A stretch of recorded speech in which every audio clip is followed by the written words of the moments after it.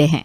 उसी बीच उनकी बॉन्डिंग बहुत अच्छी बन जाती है और दोनों एक दूसरे से प्यार करने लगते हैं। बस लॉकडाउन खत्म होते ही चट मंगी पट शादी। उससे पहले घर में बात तो कर लो। अरे माँ पापा कभी मना नहीं करेंगे। अमर की बात सुन रश्मि खुश हो जाती है।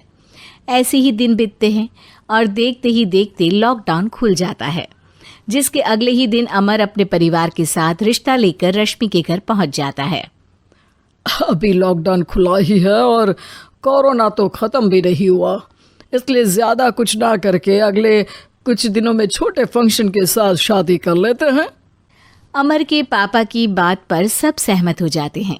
कुछ दिन बाद दोनों की शादी हो जाती है और रश्मि अपने ससुराल पहुंच जाती है। बेटा, शादी तो तूने अपनी मर्जी से कर ली, लेकिन बहू को बोल देना इस घर में हुक्म मेरा ही चलेगा, इसलिए अपना राज जमाने की कोशिश भी ना करें। माँ, रश्मि को यहाँ सिर्फ प्यार, आशीर्वाद और अपनापन चाहिए, पैसा या राज नहीं।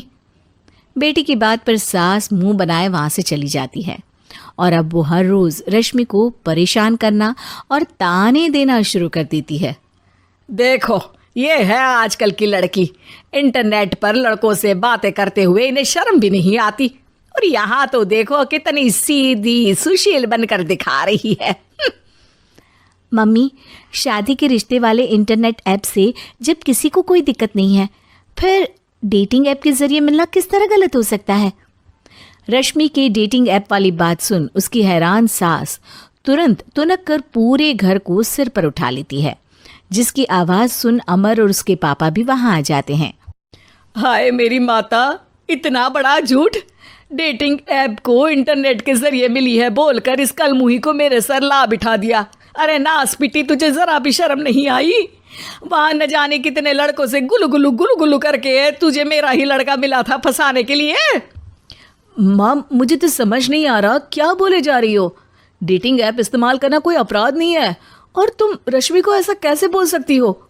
मैं भी तो था उस ऐप पर। पहले उसके लिए माँ से झूठ बोला और अब लड़ाई कर रहा है। सास और अमर की बात सुनकर रश्मि हैरान खड़ी रहती है। अमर, तुमने घर में झूठ क्यों बोला? ये सब देख रही हो ना, इसी की वजह से झूठ बोलना पड़ा।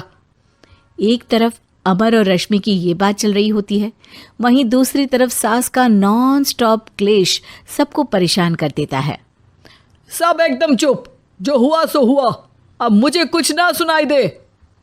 पति की बात सुन सास चुप होकर वहां से चली जाती है, लेकिन अब वो रश्मि के सिर दुनिया भर के साथ